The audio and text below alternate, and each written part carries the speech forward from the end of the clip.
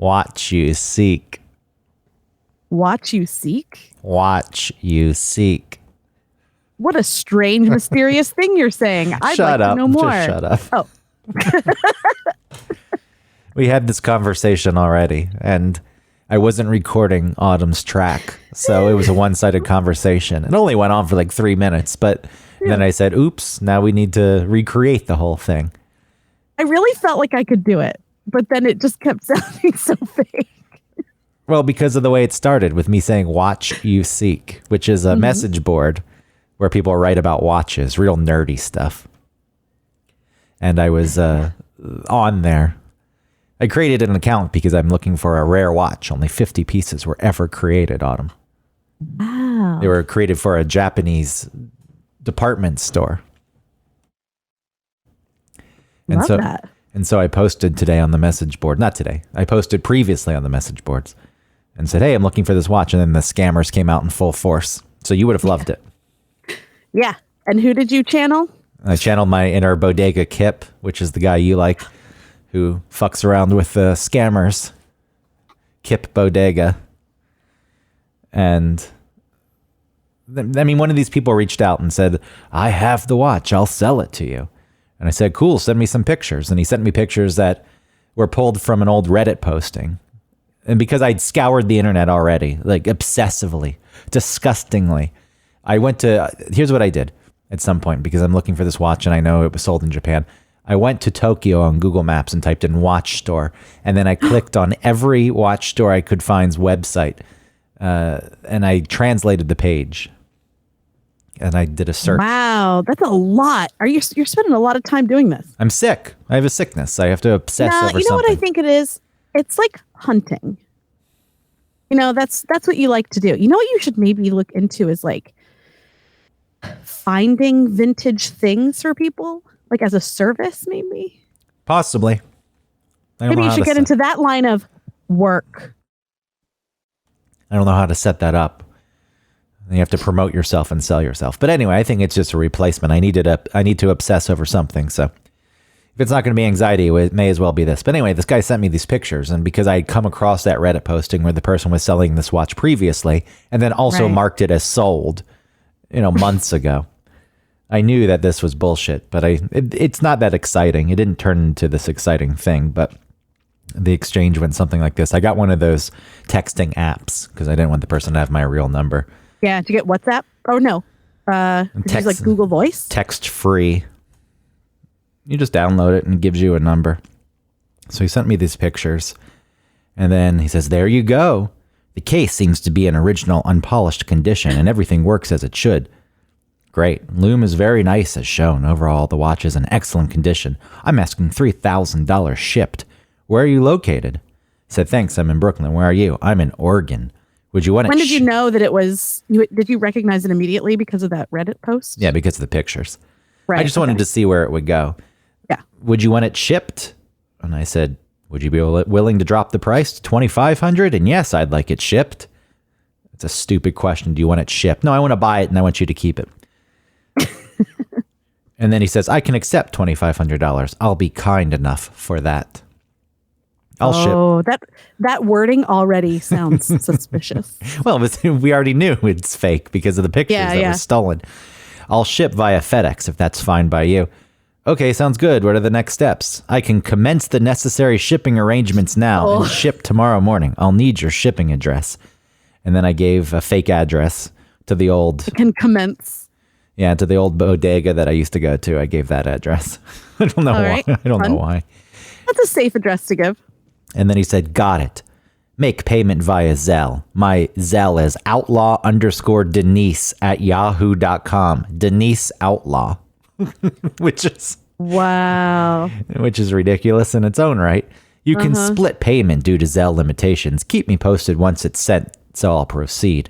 And then I said, how can I be sure you'll send the watch? I'm not completely comfortable sending without having the piece already in the mail. I'm a reputable seller. I've made several sales with no issue, so be rest assured. And then he sent me a link to the Watch You Seek page where someone said, this person's a wonderful seller. And it was an account that was created 3 days ago. It has Oh, no other no. posts. Yeah. And that name was Cod Gals. And I said, well, Cod Gals is a new account, so their word doesn't mean much. And considering the pics you sent were lifted directly from a Reddit poster selling the watch 271 days ago, there's not much assured resting on my end. And then I sent a link to the posting. And he said, yes, I did posted it on Reddit. And then I said, no, another user posted it on Reddit and already sold the watch. I reached out to him and asked if there was any affiliation with you. I didn't do that. I lied. Yeah. He confirmed there was not.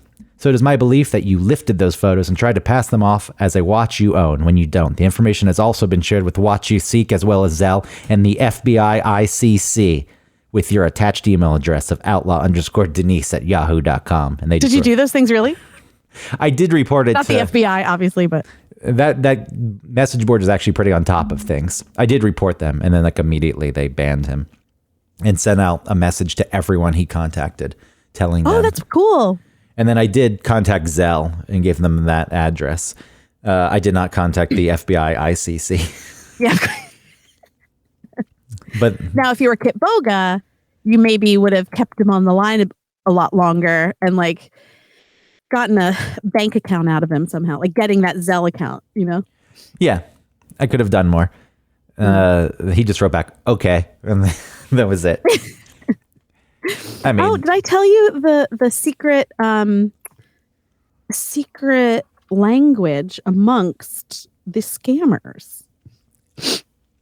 no. Well, I have to look it up. You have to look it up. Well, it's here on my in my messages. Hold on one second. You know, the strange thing about buying a watch from a user on a message board is the process probably wouldn't be much different than that. You have to put a lot of trust into it. And I don't know if I like that if you're going to send $1,200. I guess there are a bunch of people who...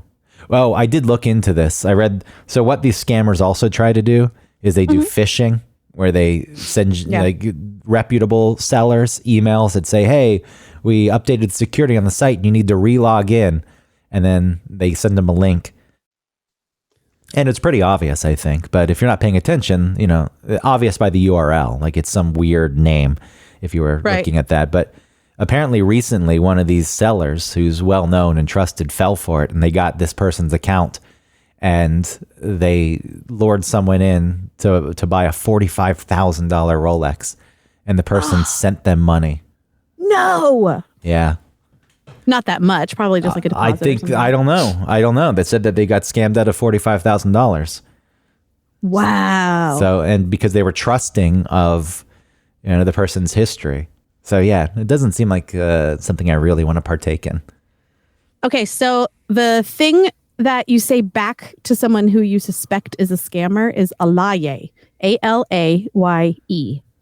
And it's supposed to be like, it means something in, you know, some language. I don't know which Nigerian? language it is. Yeah, maybe. I looked it up before, and I actually had it on my tabs here for at least 2 or 3 weeks that we've been recording, and it just never came up. But this time I didn't have it. You know, the official language of Nigeria is English. Is it really? Yeah, there's no such language as Nigerian. Other major languages spoken include Hausa, Yoruba, Igbo. Yoruba. That's what alaye is Arubic. So, yeah, it just means like an important person, I think, or something like that. Anyway, so it's the thing that you say to the person who you suspect that you might be like if you're a scammer, you might say it to somebody that you might suspect is a scammer also, so that neither of you waste your time. And then you also say Ogun kill you, OGUN, and then kill you. Ogun kill you is it's kind of like it's sort of supposed to be like a curse. So I talked to one person and I knew immediately they were a scammer because the first thing that they always ask you is like, where are you from? So I just wrote Alaye, and they wrote back like, oh, are you a boss? I was like, yeah. What are you looking for? You know? And then he was telling me like, it didn't feel like he was. It's funny. Their communication skills really break down when they are steered away from their script, of like the normal back and forth of a sort of scamming transaction. So if you start talking to them, actually, it's really difficult to communicate with them. So yeah, I was like, what are you looking for? And I couldn't understand what he was saying. And then I was saying like, not a lot of luck here. And then he wrote, "Oh, gun kill you." He said he wrote, "Piss off. Oh, gun kill you." So you looked it up? Yeah. He cursed you. He cursed This me. some voodoo shit? "Baby, be calm. I'm trying to help you financially. I know you struggling, and I'm freaking out right now because I'm scared to ask for this last one, baby. Try and send it, okay? Once you send the money, your payment will be completed instantly. Now, love, and I will never do anything to hurt you. Love, mommy loves you." Everything is a fucking scam. I can't believe really like, is.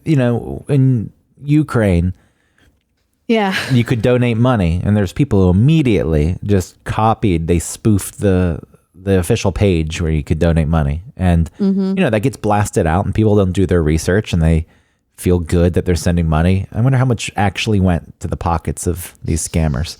Hopefully, Kip Bodega is proud.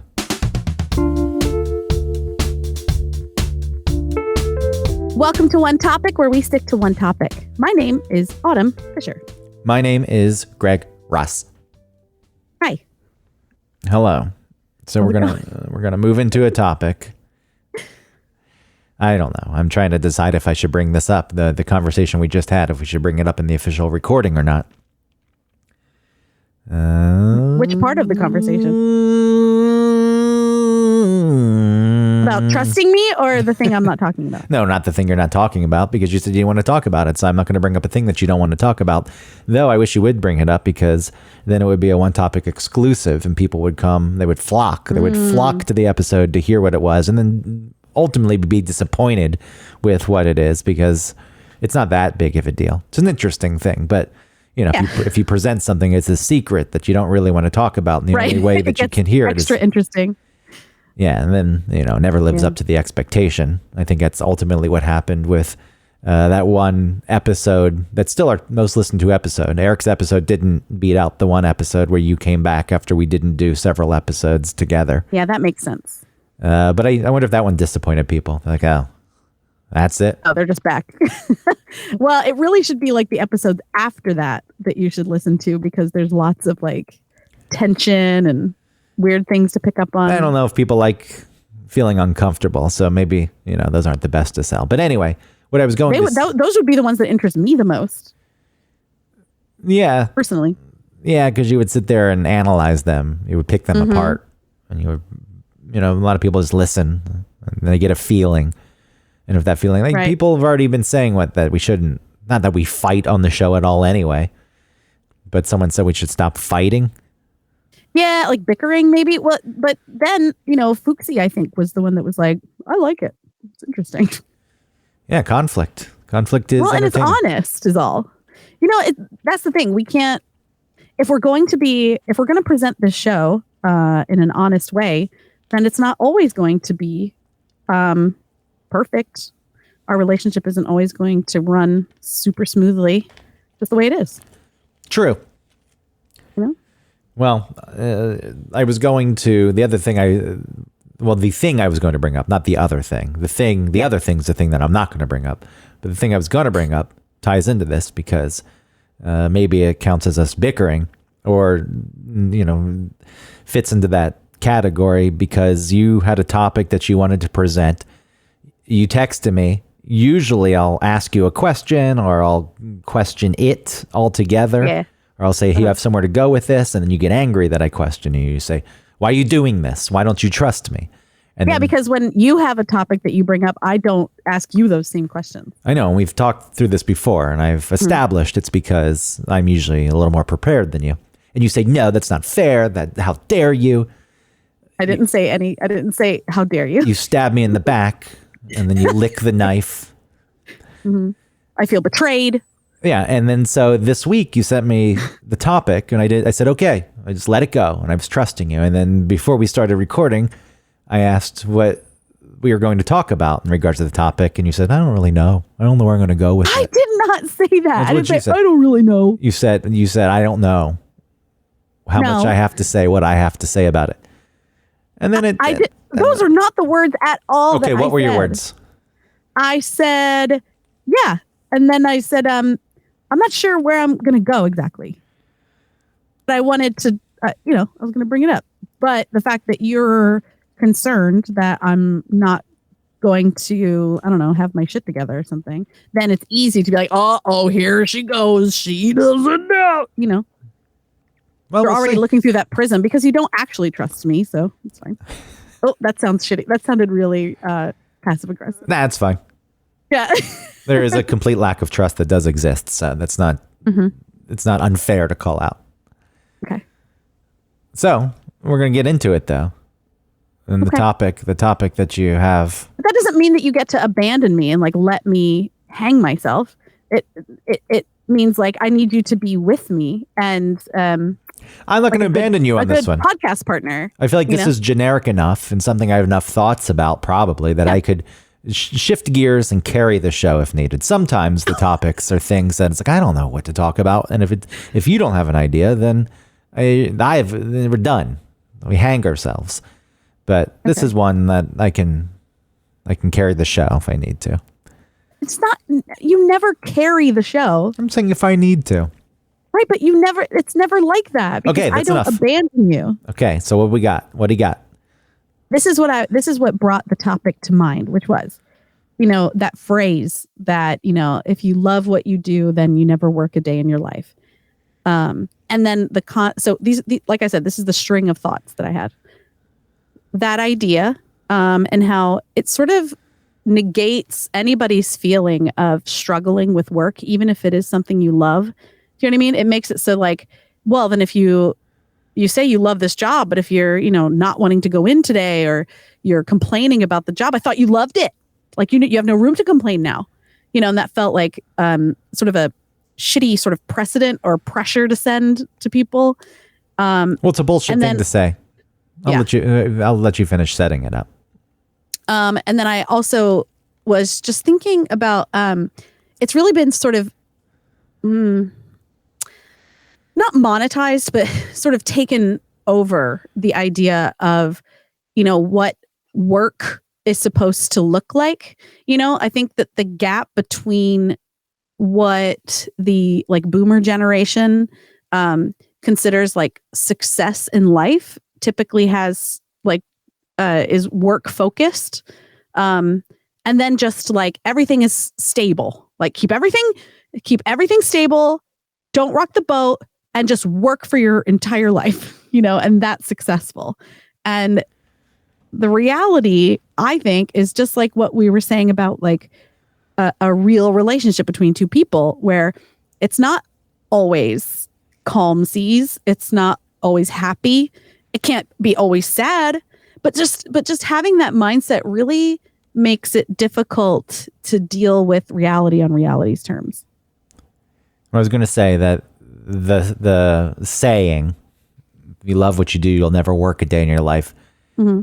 I think it's bullshit on several levels. I get the sentiment behind it.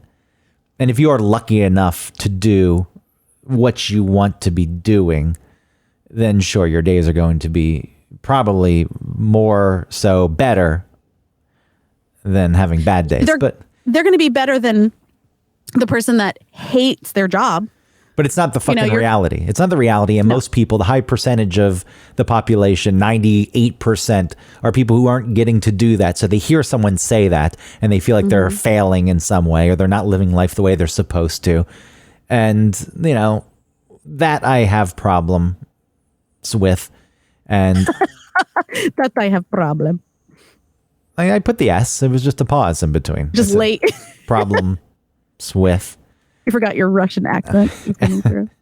And the other side of it is, I think once you're doing anything that you like and there's money involved, it becomes business. And when something becomes business, it takes away from that love, because you have to sacrifice at some point.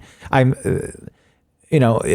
are some careers maybe athletes, because the rules for playing a game are straightforward and the rules don't change. There's shit you have to deal with, the business side of things outside of that, but your actual job and your performance, what you're paid to do, is exactly what it's been and is going to be. That doesn't change.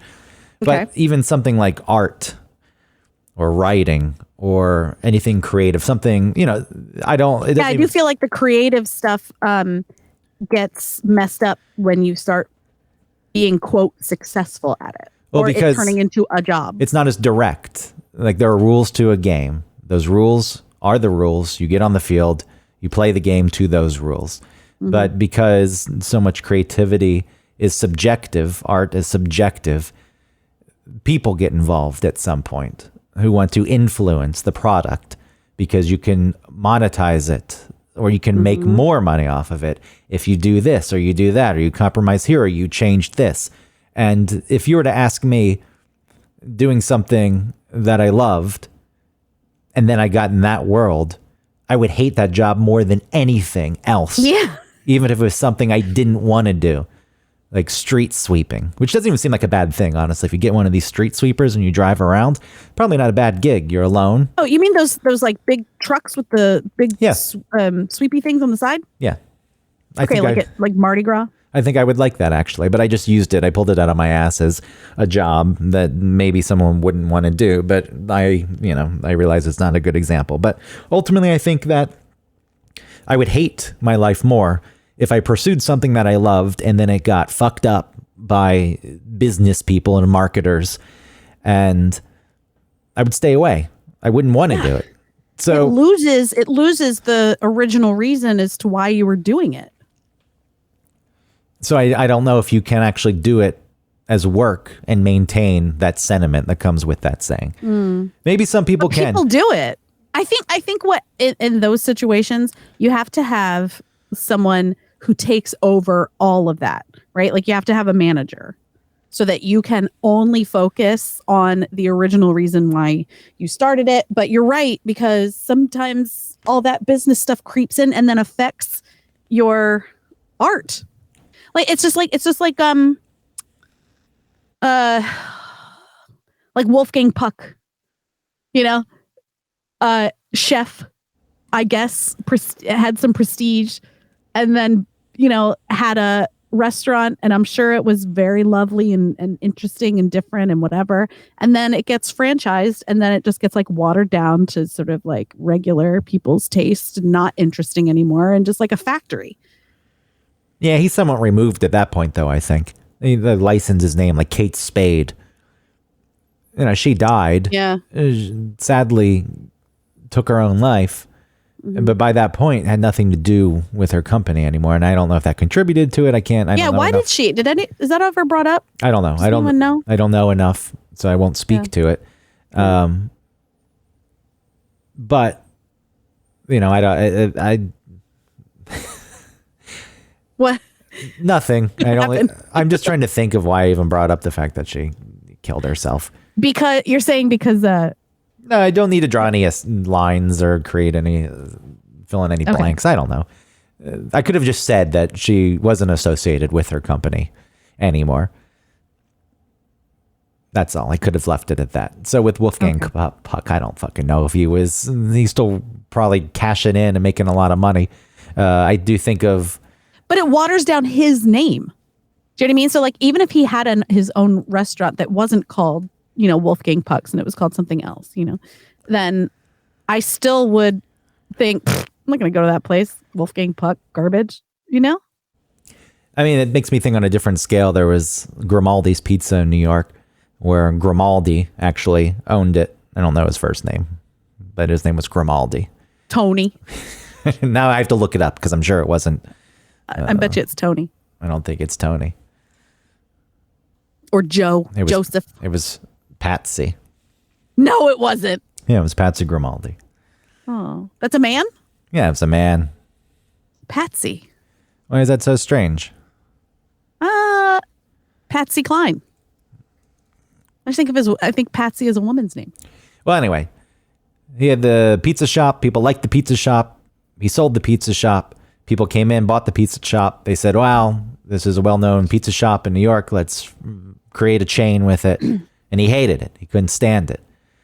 And so he opened up a new pizza shop next to his old pizza shop, which he then had nothing to do with. He sold his name, so he couldn't even call his new pizza shop Grimaldi's because they'd bought the rights to it. So he opened a new pizza shop, Giuliana's, next to Grimaldi's to compete with it. And the sad thing is, I think enough people do know, and they'll go to Giuliana's. But if you walk past it too, a lot of times Grimaldi's has a longer line, and that's a shame because I think what they really want is Grimaldi's pizza, and maybe they think they're getting it by going to Grimaldi's, but that's not what's happening. Could they put like under Giuliana's or whatever? Could they put the original Grimaldi? I don't know. Probably not. Maybe, but whatever it is, he went with Giuliana's. But you know what? It's the fact that it is kind of, you have to know the story makes it a little bit, to me, more successful. Maybe the topic shouldn't be work and it should be like success. Well, whatever the topic is, I don't know. I don't know what I'll name whatever the show. It is. Because the point is, like,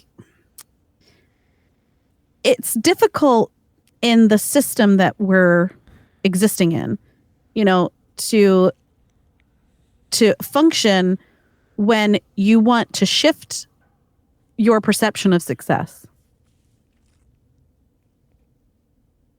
Did we do a show on that before? See, now I'm pausing and thinking. I have to look through our archives. I think we did careers. Instead of thinking about the thing I just said and maybe responding to that, maybe that would be cool if you did that. Well, I just wanted to make sure that we weren't repeating ourselves. I'm not abandoning you. I'm not abandoning. Say it again. No, I said it so well. We'll say it again. Remember. It's difficult to function in the system that's in place if you, as a person, want to shift your perspective of success. Well, what are your feelings? What's bringing this on? In your actual life, in your actual career, in your work, you're 15, and you do 16 and a half hours a week if you count the 3 podcasts. Yeah. You got 16 and a half hours of work a week. Mm-hmm. And most people would say, wow, that's the kind of job that I would love. Being on the radio, doing a radio show. A hit radio show on a hit radio station. Mm-hmm. Yeah, I think I love my job.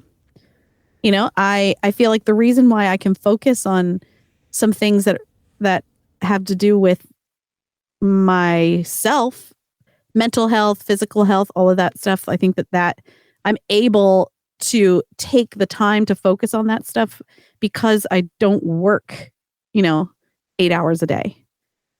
And it's not like I have a solution that like nobody should have to work as much as they do, but it does suck for people that, work a 9 to 5 and then factor in commutes and then, their kids have to be their, pickup schedule has to be figured out. And then like when daycares close or schools are closed, like how you have to navigate that, doctor's appointments that aren't available when you're not working. And like, it's just the system that's in place feels so inflexible. And I think another thing that reflects that is success has been shown through the pandemic with people working from home. And yet they're still saying you still have to come in. Well, Companies some people are still saying that. I think a lot changed. I do think that a lot of companies aren't going to make people come back. Now, over time, are they slowly going to chip away at that? And at some point in the future, will we all be back in the office? Maybe. But I don't think there's any company right now that isn't at least doing the 3 days. My out, company's 2 days not. in. There's no mandate for anyone to go back to the office with my company. Okay. Everyone can continue to work remote. If you want to go in, you can go in. At some point, there may be a few people, for whatever reason, who will have to go back in. But that's more or less because their job is harder to do remote. And I can't give you a specific example, but that's all I saw. It's well, maybe I would think like a computer processing something might need something in an office. Yeah, whatever it is. Like I don't think that everyone is being forced to go back to the office. It's pretty apparent here in the city, because, Midtown Manhattan in general, all of Manhattan, not just Midtown, but that's, one of the business districts. Then you have downtown, the financial district. Those were packed with people. 1 million people plus would come into the city during the day to work. And that hasn't happened. They're not back in any significant numbers. I was just reading about the regional rail, so people don't drive into the city from New Jersey or north of the city or Long Island. The numbers are still low on that. So no, I don't think that a lot of people are being required to come back in. I think that the relationship I think the opposite. I think a lot of people are, and I think there's a percentage of those people that are lucky that their companies aren't doing that. I think a lot of companies are making people come back. I don't know if this depends on where you live. Yeah, maybe. Yeah. The politics, since the fucking virus became a political thing. Yeah. Maybe that has something to do with it, or more people having to go back to the office in Texas than in New York. I don't know. I can't speak to it. I haven't seen any of the numbers, but I'm just saying what I see and what I experience, and no one's been pushed to go back. Okay. I think that it's been proven that you don't really need to work at the office. Though, working from home, while nice, I realize I like getting away. I like the separation a bit. So I would go to the office myself, not even really that often, but sometimes a couple times a week. I had this idea that I would do that every week. It hasn't come to light, but having the separation, it's really nice going to the office because no one is there. There's very few people there. That would bum me out. I do think that there's more meetings that need to happen because you have to check in with people. It's a little harder. It becomes a little more official to check in with people that you're working with, to have a conversation. So you have to set something up. Whereas in the office, you could just walk up to them and have a quick conversation, which I can't stand. I don't like meetings. Yeah. So that's one of the things that changed. But to your point, I don't, if people, let's say people are being forced to go back, let's just take that approach. There is a gross relationship with work that Americans in particular have. I think the Japanese are probably worse off. Yeah, I think so too. Because there's shame. There's so much shame tied to your career. And there's so much expectation that if your boss says, we're having drinks tonight and we're staying out to 3 a.m., you can't say no. Like, you have to go do these things.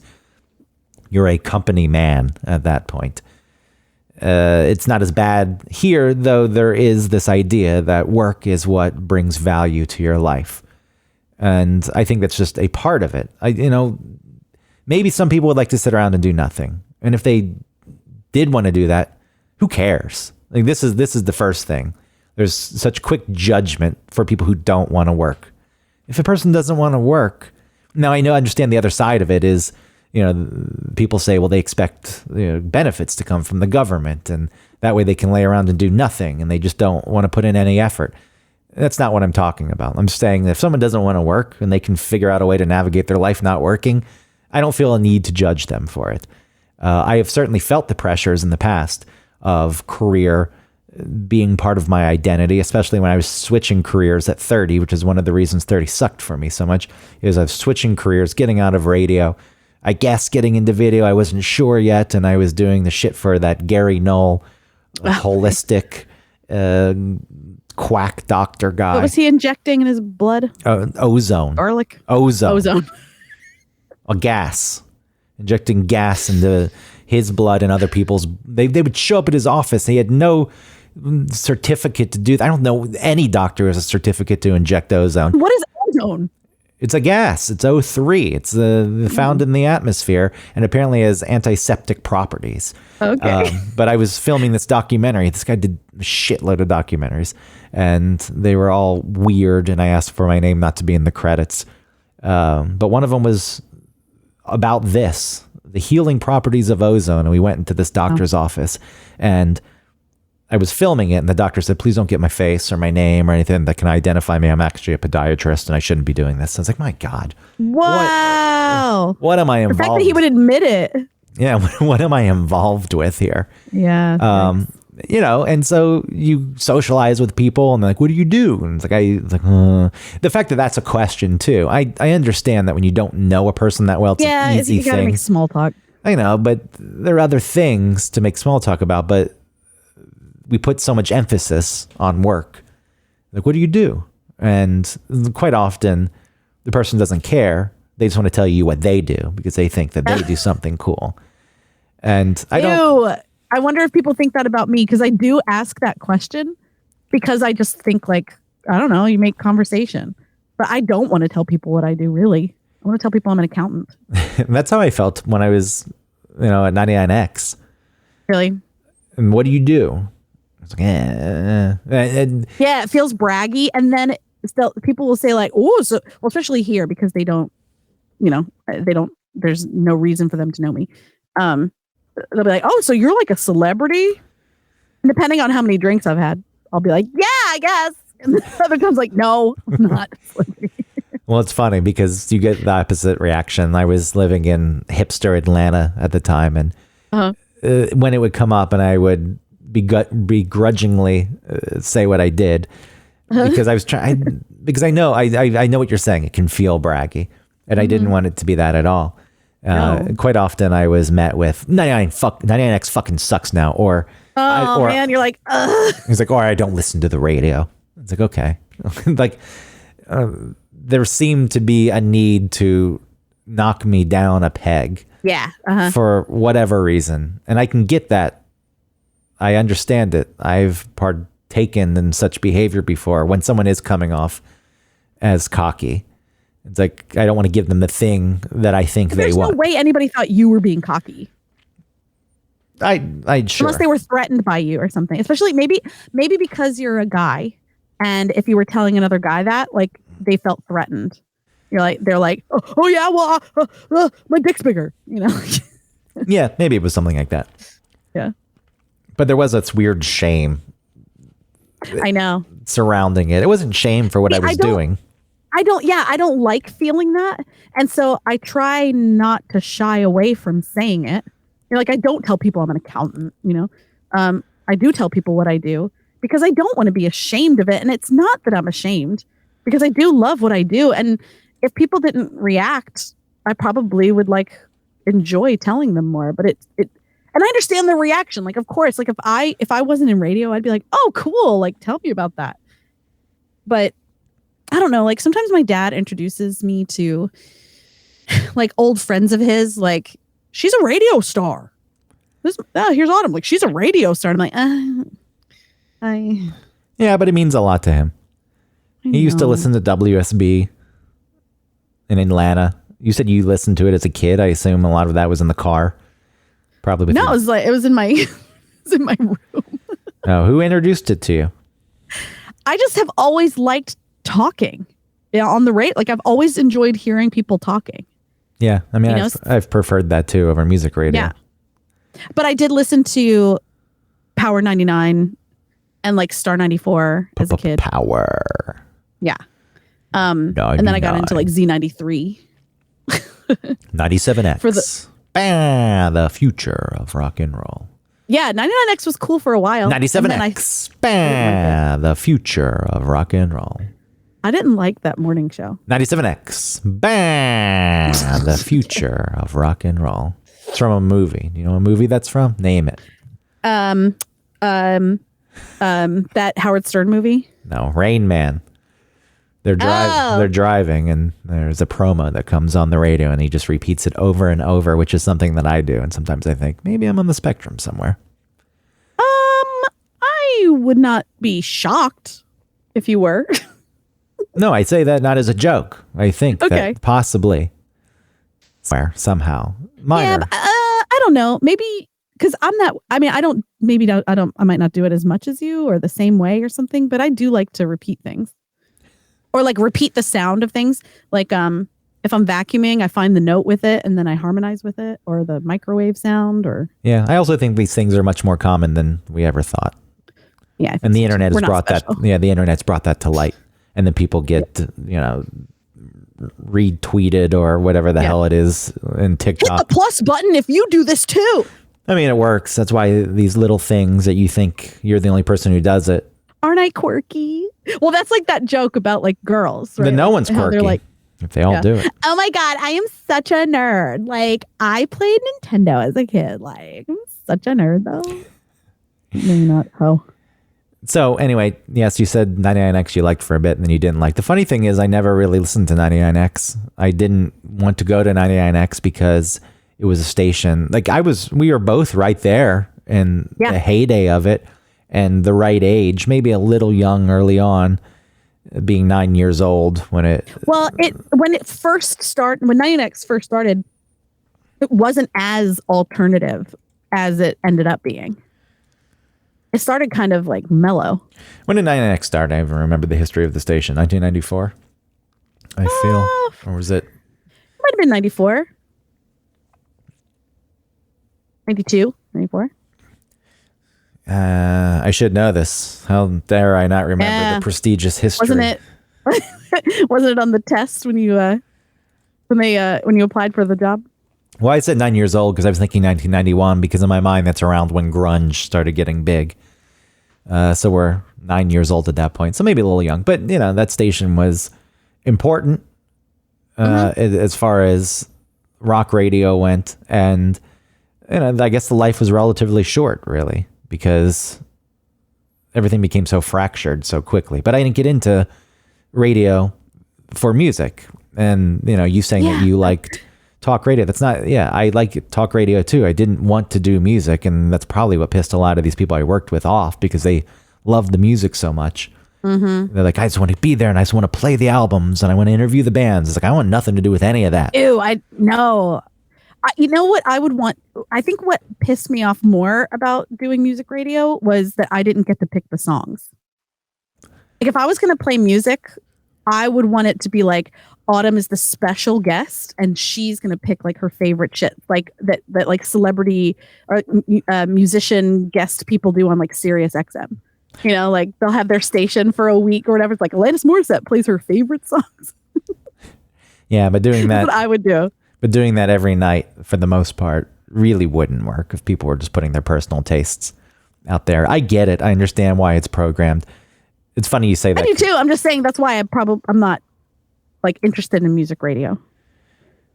Yeah, I get it. Especially when you listen to Sirius and they're like, they're telling you some weird anecdote that doesn't like only kind of has to do. And it's like with whatever they've just played or whatever band they want to talk about.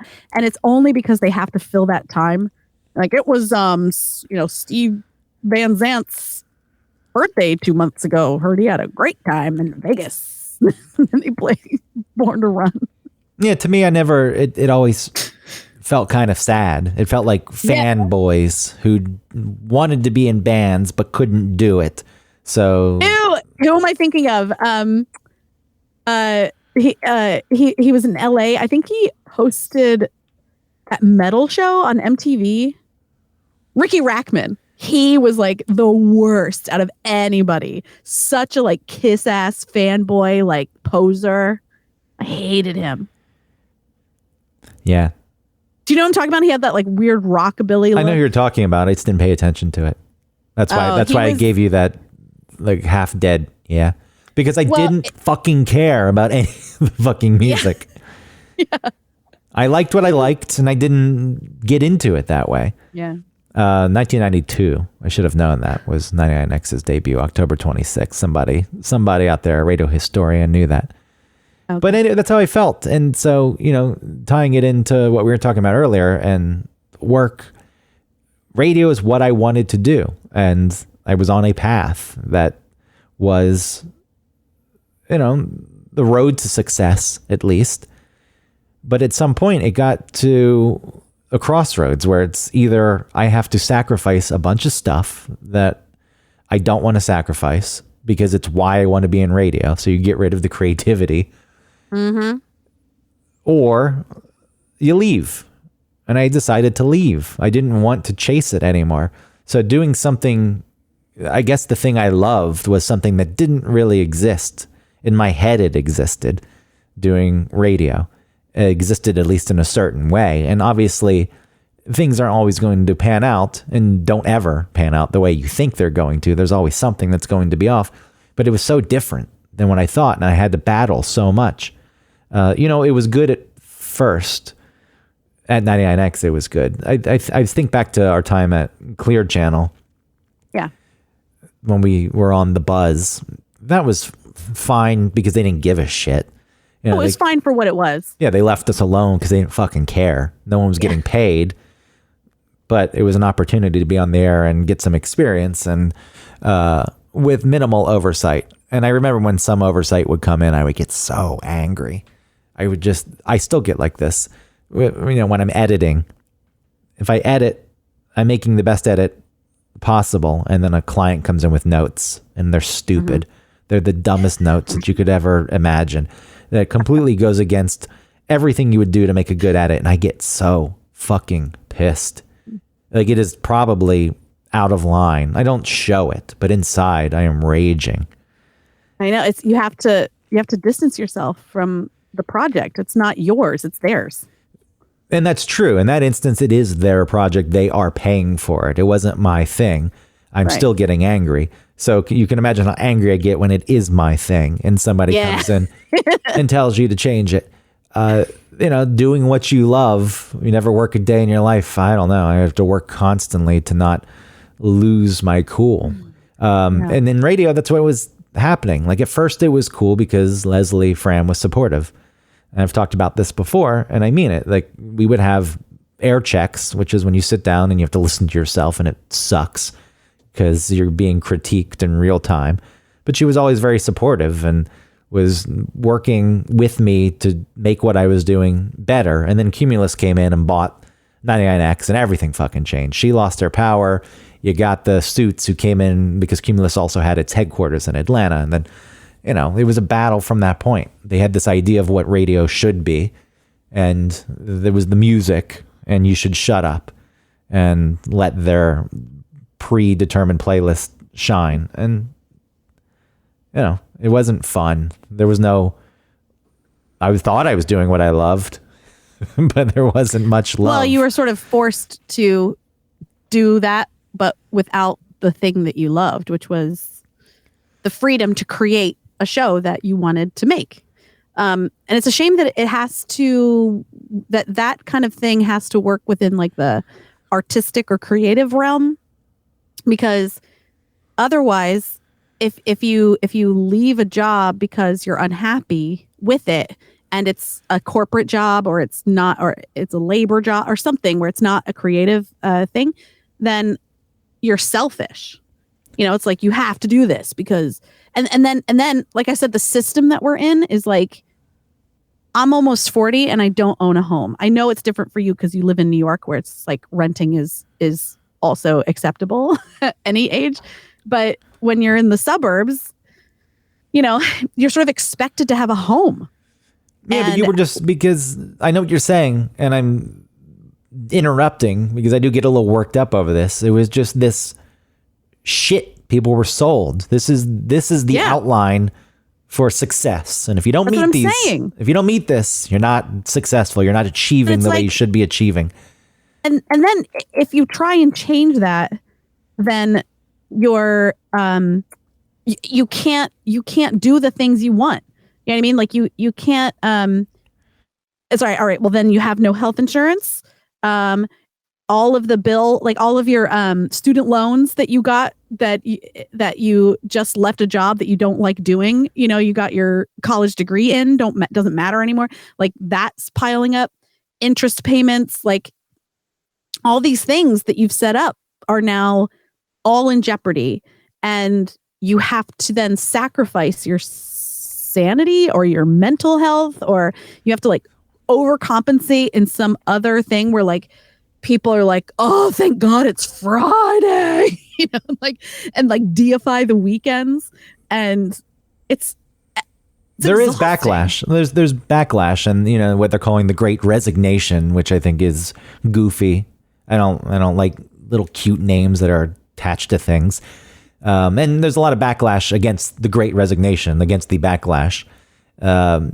Because so there's backlash against the backlash because there's this idea that it's a bunch of younger people who are lazy and entitled. Right, and that's what I mean. And there is some of that. I'm not going to say that there's not. I've gotten to the point in my career where, I'm 40 and I'm a manager, and you do have people who come in who expect to be paid. Like, look, I am all for paying people well and taking care of people. I'm not one of these people who says $28,000 a year. You need to figure out how to deal with it, because I worked in radio for $16,000 a year. And sure, I wanted to do it. And there's the argument that weeds people out and the people who really want to be around. But you know what happened? I did it, and radio still was shit. And it didn't turn out the way that I wanted it to. And so what? Like, I'm disappointed by that.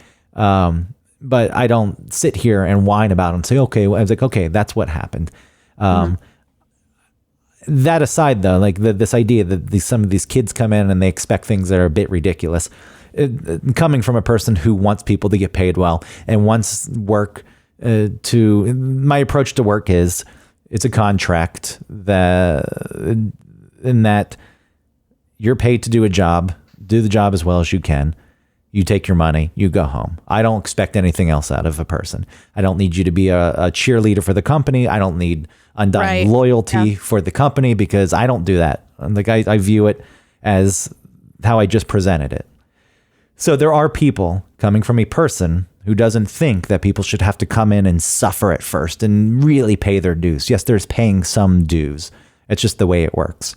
And if you come in and you demand salaries that are on par with managers and people above, like, you're out of line. I don't know what the hell's going on in your head. But the other side of it is, I think you're talking about people buying houses and there's these things you're supposed to do. And I think there's a bunch of people who did all the things that they were supposed to do and they're still getting fucked over. Like, things didn't go the way that they were told they was going to go. So what are you supposed to do at that point?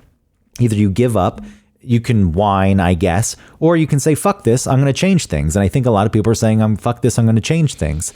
In the same way I approached radio. I'm not sitting here wallowing in it, but it's like, all right, I got to make a change. And so when you go to school and you get the fucking generation of people that are like shitting on you for like, oh, you're selfish. Yeah, you're lazy. I know, but work.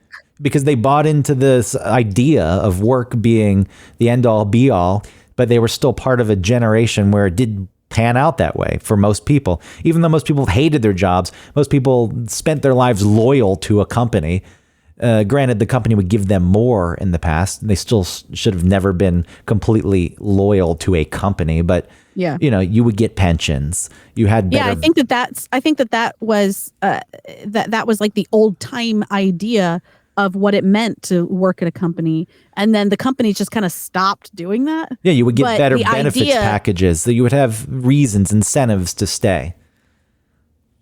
But the idea, the idea was still there that you had to be loyal and stay, and And that's what I'm saying. So why are there so many? Why have you worked in so many different places? Stuff like that. You have people who go to school, rack up shitloads of debt, go get a job that pays them $28,000 a year, because that's what you get when you first start. Like, it is insane that I bring this up. This is real. When I came to New York and I worked at the radio station, I was on the air, granted, on the weekends, and there was a radio union here. I was part of AFTRA, which is now merged with SAG, but I had to join the union, and there was a minimum rate that we would get for doing an air shift, which was $275. And at the time I thought, oh my God, this is amazing, because part-time radio in Atlanta is hourly and probably paid you $7 an hour, 10 at most. Minimum wage. And there were people at the station who were complaining about this. I was like, $270, this should be a skill. And so therefore and especially because you're also on the air, you should be all for this, that we all are getting taken care of and being paid well. So I was lucky enough to have that income, but I took a promotions coordinator job. It paid me $28,000 a year. And if I didn't have the on-air stuff to supplement it, it's like someone else would have taken that job and had nothing. And I don't know how people survive on that. And obviously, I guess you figure out a way to do it. But it is pretty gross that that's what you're offering to a person, expecting it to be full-time. If it's part-time, whatever, you're expected to work not even 40 hours, because the interview was, this isn't a 40-hour-a-week job, but there's going to be more expected of you. It's like, what the fuck? How can you? It's not a 40-hour-a-week job, but there's going to be more expected. Meaning it's more than 40 hours a week. Oh. This isn't just a 40-hour-a-week job, I guess I should have said, to make it a bit more clear. Oh. It's not just 40 hours, there's going to be more. And well, then And it's like, how do you expect someone to give you any good work when you're not offering them something in return? So yes, Yeah. and you know, pensions gone. That's the thing. They do have the Healthcare- upper hand. Well, healthcare is been diminished, and now we're in this world where people are brought on as freelancers, but they're expected to work. They're permalance, so they're full time employees, but they're not full time employees, so they don't even get the benefits.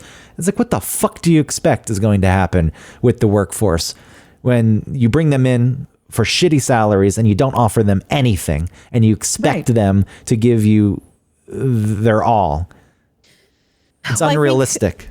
I think, like I said, I think that the company at some point does have the upper hand, because they could say like, well, hey, I've got somebody, I've got 10 people, waiting in line for your job. So Sure, but they shouldn't be putting people in that spot in the first place. Yes, in New York City, $28,000, you don't want it, fine, somebody else will. And yes, somebody else will take it, because that's just the way things go. But you shouldn't even be playing that game in the first place. If you pay someone fairly and you just think about them and you make it known that you're thinking about them, you'd be amazed how much better work you get out of them. And so this idea that people are lazy or they're whiny or they're entitled, and again, that does exist. And maybe it exists more than it did in the past. I don't fucking know. In my mind, it probably is just on par. There's always those people. But the whole thing isn't filled with people like that. And so to say that there's a whole generation of lazy people, it annoys me. And like you said, because you don't have a house. I get I get why it's beneficial to buy a house. I get that you're putting your money in essence, you're really not throwing it away, because you can sell the house and get all the money that you put into it back, and hopefully more in the end. But because... But also sorry, go ahead. I was going to say, just because you're renting, though, doesn't mean that you're failing in some way, especially with the housing market as it is right now. Well, yeah, especially right now. But it's also, it doesn't necessarily feel like a failure, but it feels like it's something I should have by now. And so, I mean, I was sort of interested in it. I was pushing myself to like buy a house. And at some point, I was just like, okay, first of all, if I buy a house, I do not have the capital to fix something that goes sideways. The roof is fucked and the water heater breaks. That's all going on a credit card, because I don't have the savings to do it. I'm not in a position to do that. That's the thing I had with the house in Atlanta when I bought the house in Cabbagetown. I was going to sell it, move to New York. Then 2008 happened and everything crashed, and I couldn't get rid of the thing, or at least I couldn't get rid of it for what I still owed on the mortgage, which was an interest-only mortgage and a 80-20 split with zero down. That's why there was the 20% mortgage to pay off the 20% down with the other loan. It was gross. It was predatory. I was making $38,000 a year. And granted, the mortgage is $192,500, which, now is cheap for Atlanta. If you could get a house in Cabbagetown. Really cheap. But they're like, all right, here you go. You have no money. You have no savings. You have minimal credit, not bad credit, but minimal. Here, take this. Like, that's predatory. Granted, in the end, it was up to me to make the decision, and I still decided to do it. But I can still say it was gross on behalf of the banks and the mortgage companies. Making claims like that doesn't put me in a spot where I'm the victim and I had no say. I was just as much at fault. But the fact that there were people out there knowing what they were doing and taking advantage of people like this is pretty disgusting. And I think that ties into the system overall. There is a level of it being rigged because people, again, did all the things they were supposed to do, and they're not reaping the benefits that people in the past were able to get. Things that would satisfy them to say, okay, well, I have to deal with this shitty thing, but I got this good thing out of it. Now it's like I have to deal with this shitty thing and I have to struggle outside of this too. And that's real. I'll never get to live the life that makes me actually happy. And then you lose the idea of what makes you happy. Well, or you're always like putting it off until you retire. Yeah, and then you're old. Or maybe you die. There is value in productivity. There is. Like, it feels good to work. I don't deny that. Absolutely. Nobody. Yeah. This is the thing, is that when you're dealing with And listen, I'm not trying to be like ageist or age shaming, but when it just seems like this past generation, it seems that they get real stubborn. And I don't know if it's going to happen with every generation, if we're going to be stubborn at some point, but it just seems like your mind gets more and more closed as you get older. And it feels like if you bring up these things with anyone from that boomer sort of generation, whatever, like they put things in extremes. They'll say like, oh, well, you're lazy and you're this and you're that. And if you try and make the argument you just did, they're not going to let you get away with the thing you said, which was, I mean, I'm sure that this type of thing has happened. Like a lot of people do feel entitled, want to be lazy and don't want to work and blah, blah, blah. That's always going to be there, but they're not going to let you get away with that. They're going to say like, oh, so people should just be able to sit around and like, you know what I mean? Like they always go to these like extremes in their argument. And so it puts you in a position of saying like, no, I'm not saying that. There's a spectrum of humanity. And it seems like within that spectrum, right, there's going to be people that are going to, take advantage of a company, treating you like a human being. And they're going to take advantage of that, especially with like a manager or someone that might be inexperienced and might not have great boundaries and like let them get away with too much. And then there's going to be people on the other side that, expect you to, like you said, like, be loyal to the company, work more than the 40 hours you're being paid for in your salary, all of that. And then there could just be the middle, where we're dealing with people, they're working.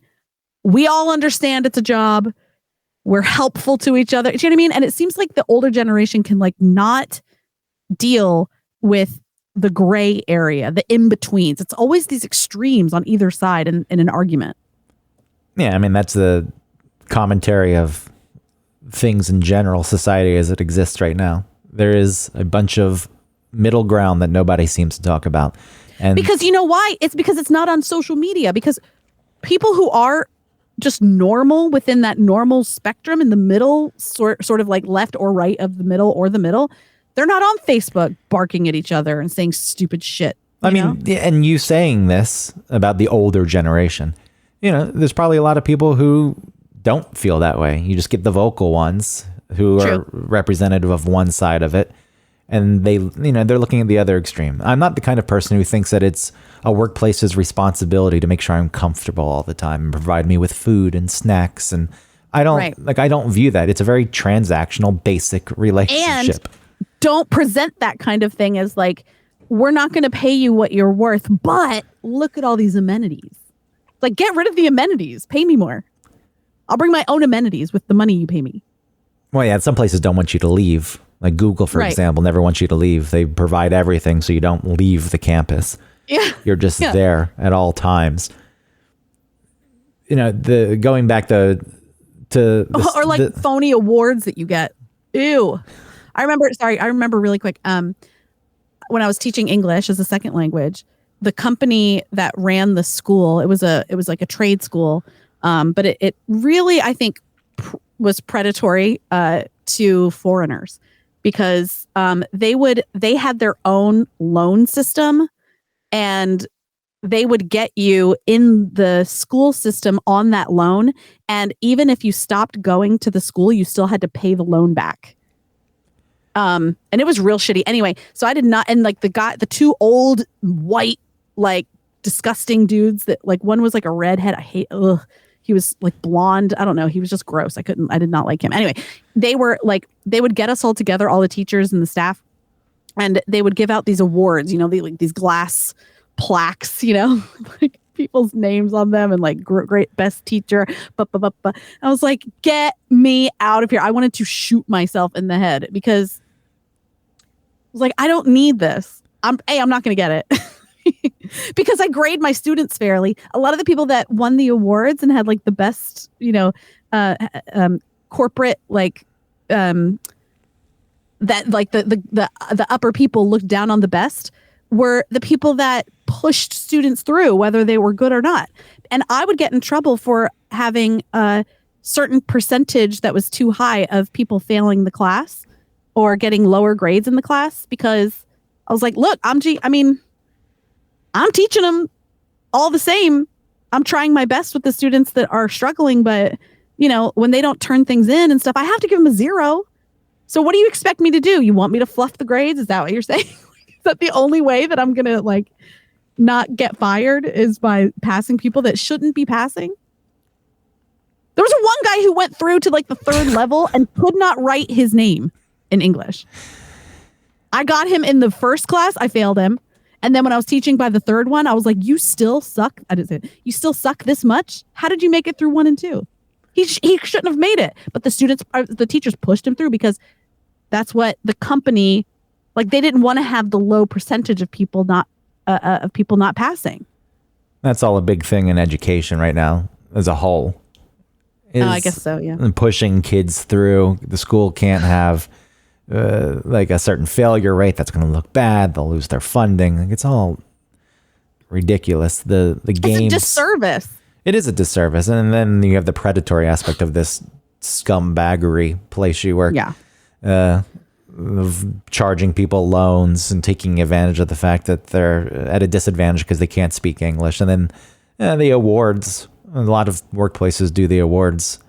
I don't want them. I never want any. I don't either. I don't win them. They hand out recognition, and I've never been recognized.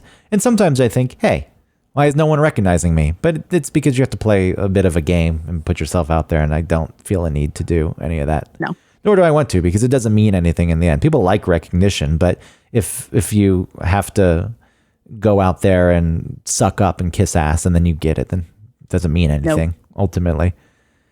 And I was going to say, though, to tie it up and going back to your original statement of, do something you love, you never work a day of your life. The third problem with that is that it's just tied to work as being your life. You hear that, and work is outsized in the mind. I know I said this already, but it exists in a way that's, to me, unhealthy.